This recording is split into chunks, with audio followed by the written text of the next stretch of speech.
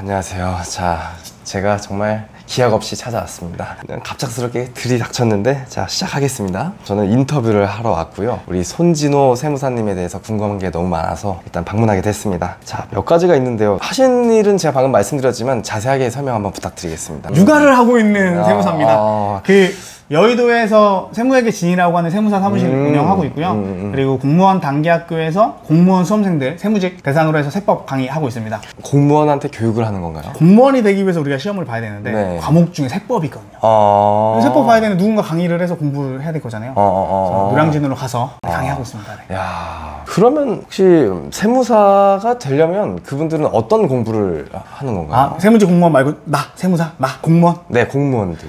근데 이거 물어본 거 보니까 나 그 생각이 났다. 네. 모를 수 있어요. 네. 사장님 전화할 때도 내가 공무원인 줄 알아. 근데 완전 다르거든. 세무사와 세무직 공무원은 완전히 다른 직종이에요. 세무직 공무원은 이제 나라를 위해 일하기 때문에 한국사, 한국에 대한 거 다 알아야죠. 영어, 국어, 그 다음에 회계랑 세법 공부를 해서 시험을 보고 통과를 하는 거고요. 세무사는 한국사 필요 없어. 몰라도 돼. 그래요? 그냥 전문 지식만 있으면 돼. 야, 다르구나. 네, 세법이랑 회계를 중심으로 해서 이제 공부를 해서 시험에 합격하게 됩니다. 이 차이를 조금 설명을 해주자면, 세무공무원은 나라를 위해서 일을 하는 거예요. 납세자들이, 여러분들 납세자라고 해요. 세금 내는 사람들이 저 세금 낼게요 라고 하면 세무공무원은 네, 내세요. 근데 이거 잘 신고한 거 맞아? 이거 뭐야, 똑바로 신고 안 했네. 이런 것들 하는 정부 기관이고요. 세무사는 뭘 하냐면, 여러분이 세금을 신고해야 되잖아요. 이남 대표님 뭐 아시나요? 모르죠. 제가 뭐 아는 게 없죠. 신고를 못해. 할 수가 없어. 할 수 없죠. 네. 세법이랑 회계에 대한 전문적 지식이 있어야지만 되거든요. 그렇죠. 그래서 그 전문가한테 이 일을 의뢰를 주는 거예요. 그러니까 저는 자영업자예요. 사업하는 사람입니다. 정부를 위해서 일하는 게 아니고요. 돈을 벌기 위해서 일을 합니다. 차이가 있었구나. 이렇게 큰 줄 몰랐어요. 그러면 또 많은 분들이 궁금해 하실 수도 있는데, 세무사하고 회계사가 한 일이 구분이 돼 있을 건데 구분을 잘 못 짓는 분들이 꽤 많을 거예요. 어떻게 구분을 지어야 할까요? 정말 솔직하게 얘기하면 A군은 이렇게 생각해요. 야, 세무사 결국 회계사의 하위 호환 아니냐. 그럼 이제 세무사나 세법을 좋아하는 사람들 발끈하죠. 무슨 개소리야. 우리는 우리만의 전문 영역이 있는데. 저는 세무사니까 좀 세무사의 입장에 설명하자면, 네. 회계사님들 세법 잘 아시죠? 네. 근데 세법 학을 공부하지 않습니다. 회계에 대한 전문성 공부 진짜 제대로 하세요. 그리고 이제 회계를 통해서 세무 조정 일을 해야 되니까 세무 조정에 있어서는 솔직히 세무사보다 뛰어나요. 하지만 법학을 배우진 않습니다. 저는 세법학이라고 하는 법을 배워요. 그러니까 무슨 차이가 있냐면, 이게 또 욕먹을 것 같은데, 세무조사 나오잖아요. 네. 세무 공무원이랑 해. 법대로 분석해서 따다닥 해서 뭐 소명을 해.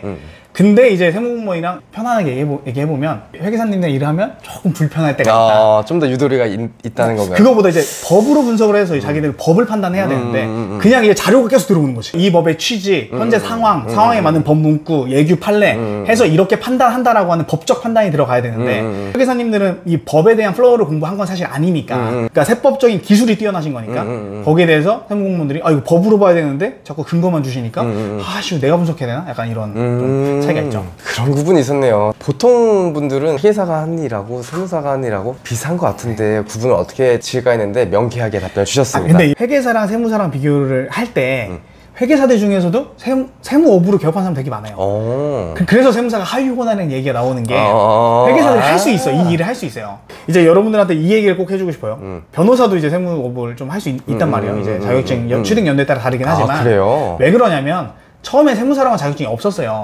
변호사, 회계사님들 하다가 이제 넘어온 거거든. 세무사가 수가 적으니까 변호사도 조금 할 수 있게 해주고 회계사도 조금 할 수 있게 해주는 거죠. 제 입장에서는. 근데 무슨 차이가 있냐면, 변호사님들은 세법학을 너무 잘하시죠. 근데 세법은 회계가 없으면, 이건 사실 변호사님 죄송합니다.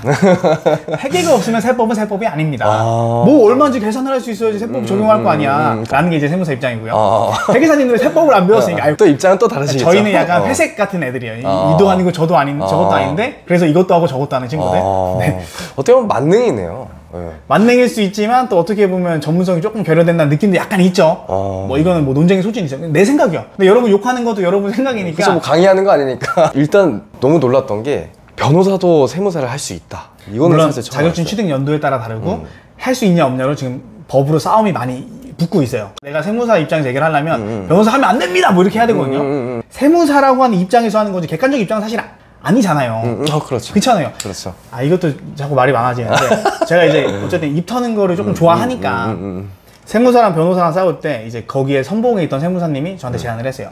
변호사가 세무사랑 하면 안 되는 거에 대해서 까는 거를 좀 인터뷰 이런 거 하고 싶다. 해도 되는데 그러면 변호사를 섭외를 하고 세무사를 섭외해서 서로 얘기를 해야 된다. 토론이 돼야 된다. 한쪽이 비난으로 까는 게 무슨 의미가 있냐. 그러면 국민들도 여기서 아무 반응 안 한다.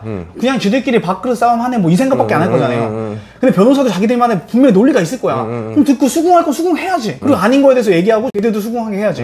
그게 돼야 된다라고 했더니 아 그러면 저랑은 못하겠다. 합리적인 뭔가가 나와야 되는데 그게 안 나오고 자꾸 자기 얘기만 하니까 난 그게 무슨 의미가 있나 싶어요. 그렇죠. 이거는 해결이 뭐 장기간 안 나올 것 같긴 한데요. 네, 다음 이제 질문이 있는데요. 그 세법이 사실 너무 어려워요. 뭐 부동산법부터 뭐 등등등 너무 많은데 올해 또 바뀐 세법 중에 좀 특징이 있는 것이 있을까요? 우선 요거 하나 아셔야 돼요. 개정세법이 이제 바뀌기 전에 개정 안으로 해서 이제 막 얘기가 나와요. 근데 그게 확정이 된 건 아니에요. 입법이 처리가 돼야지만 그 법이 시행이 되는 거란 말이에요. 솔직히 말씀드리면 대부분의 세무사나 회계사 저 같은 사람들은 네네네. 현행법이 너무 중요해. 현행법이 중요해서 개정세법 연락 오면 잠시만요 찾아볼게요. 이런 경우가 되게 많아요. 근데 여러분은 나중에 미래에 행동할 거를 준비를 하기 때문에 오히려 개정세법에 더 예민한 경우가 많거든요. 그렇죠, 그렇죠. 내년에 제일 재밌는 건 그거죠. 이제 신혼부부들 부모님한테 돈을 받으면 5천만 원까지 공제가 돼요. 그쵸. 세금 안 낸다 5천만 원까지. 근데 이게 이제 몇 억씩 되겠다라고 지금 말이 나오고 있거든요. 이 금액이 더 커질지 작아질지 결혼하고 5년 이내일지 10년 이내일지 이런 건 아무것도 확정된 게 없어요. 안만 나왔지. 네.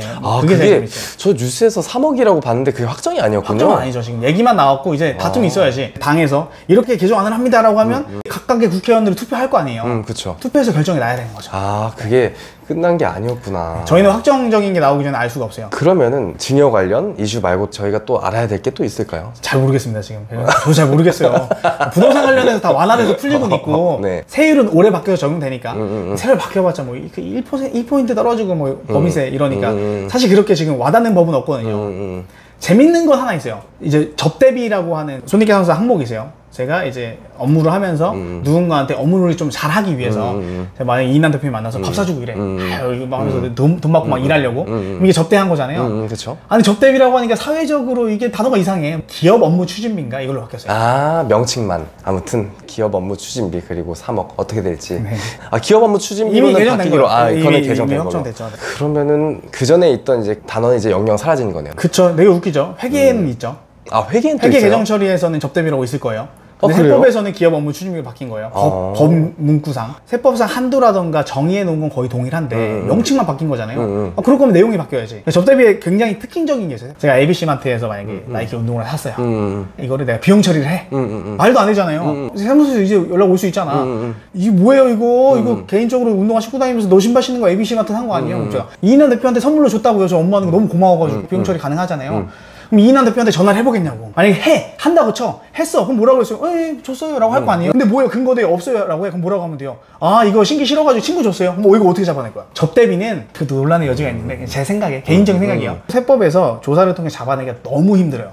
그래서 이제 부정적인 이미지가 있어 못 잡아내니까 한도를 정해놓는단 말이에요. 연간 쓸 수 있는 한도. 근데 내 생각에 기업 업무 추진비라고 하는 아름답고 좀 좋은 명칭 바꿀 거면 한도를 늘리던가 없애던가. 그렇죠. 뭔가 변화가 있었어야 되는데 이름만 바뀐다는 것도 특이하네요. 약간 정치적인 느낌이 좀 있는 거죠. 또 궁금한 점이 하나 있어요. 많은 직업들이 있잖아요. 군인 아니면은 뭐 변호사, 회계사, 뭐 세무사, 노무사 등등 선택권이 있으셨을 텐데 굳이 세무사를 선택하신 이유가 따로 있으실까요? 저는 일단 세무사 준비를 먼저 바로 했거든요. 저는 이제 상업고등학교를 나왔거든요. 그러니까 상고에서 배우는 게 제가 인터넷 상고래과 있어요. 그 당시에 이제 회계에 노출이 됐었죠. 제가 대학을 갈 수 있는 방법은 정식적으로 공부를 해서 인문계 친구들과 수능을 싸우던가 아니면 상고 출신들과 싸워서 회계학과를 가던가 두 개 선택밖에 없었어요. 저는 대학을 가고 싶었고 그래서 회계를 갔죠. 그 다음에 이제 장교 생활을 했어요. 이인환 대표님도 ROTC 출신이시니까 장교 생활 하다가 원래 장교에 눌러 붙으려고 했는데 야 이거 군인 집단이 생각보다 청렴하고 아름답지가 않더라고요. 난 되게 명예로운 직업일 줄 알았지. 쉽지 않죠. 야 이거 생각보다 되게 처세도 잘해야 되고 내가 생각한 데가 아니야. 그래서 안 되겠다. 뭐 하지? 회계사를 할까? 회계사는 수학적 능력이 필요해요. 근데 나는 솔직히 얘기해서 2는 X제곱을 못 풀었어요. 수학을 아예 손을 놨기 때문에 그래서 회계사는 아예 던져놨죠. 근데 또 세무사라고 하는 직업상 특징이 전문직인데도 불구하고 자영업자 같아요. 그러니까 영업도 해야 되고 사람도 만나야 되고 이런 게 많아. 근데 저는 그런 걸 좀 좋아하는 성격이었거든요. 나한테 잘 맞겠는데?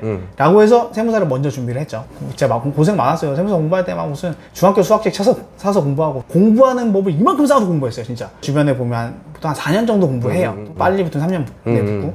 근데 제가 이제 공부하고 한 2년 정도 걸렸거든요. 좀 운도 있었는데 제 머릿속에는 모든 고시나 이런 시험은 빨리 붙기 위한 공부를 해야 된다 라고 확신이 그때 생겼죠. 나 같은 놈도 됐으니까. 제가 아시는 분들도 보통 한 4년은 공부하시더라고요. 평균 수험 기간 되게 길어요. 저도 3년 잡았는데 2년에 붙어서 붙을 줄 몰랐는데 붙어가지고 너무 감사하죠. 그럼 그때 이제 딱 세무사가 됐어요. 그리고 이제 현업으로 이제 들어오셨잖아요. 그때 당시 이제 생각했던 그 세무사의 업무와 흡사한가요? 그 당시에 제가 어떻게 생각하는지 잘 모르겠는데 흡사하진 않은 것 같아요. 보통 여러분도 그럴 거예요. 그 스트라고 하는 옛날 미드가 있어요. 맨날 톰포드 정장 입고 다니거든요. 되게 멋있어요. 저런 삶을 꿈꿨지. 이렇게 개 노가다를 하는 삶인 줄 몰랐어. 죽어라 일만 해. 내가 봤을 때 대한민국에서 시급이 제일 짠 게 회계사님들이야. 그래요? 회계사님들 맨날 일하다가 막 쓰러지시고 이러잖아요. 좀 심하긴 하더라고요. 일을 진짜 개같이 하거든요. 시즌 때. 근데 이제 연봉이 높은데 사실 이게 개같이 일하는 거를 계산을 해보면 최저시급 아니야 이런 생각이 들 때가 있어요. 진짜. 맞아요. 좀 심각하긴 하더라고요. 거긴 밤에 술을 먹다가도 또 일을 하러 간대요. 그리고 새벽 3시까지 또 일하다가 집에도 안 가요. 사무실 뒤에 졸다가 또 일을 해요. 그런 분들이 엄청 많더라고요. 회계사분들 중에. 일주일 내내 하루에 2시간, 3시간 정도 자면서 일한 적이 있거든요. 병이 생길 것 같아요. 네. 극한 직업인데요. 어떻게 만족감이 좀 있으신가요? 딴 직업 할 거 이런 후회가 되시나요? 사람들 오해하는 게 세무사도 그렇고 솔직히 조사 누가 맡는다고 금액 바뀌어요? 여러분 전문직이 되게 공정하고 착하고 아름다운 사람이라고 생각하지 마세요. 세무사의 급여라고 해야 되나요? 이건 통상적으로 어떻게 되는지 자리 잡은 세무사들이 보는 거 제가 봤을 때는 한 통상 이게 이제 기본적인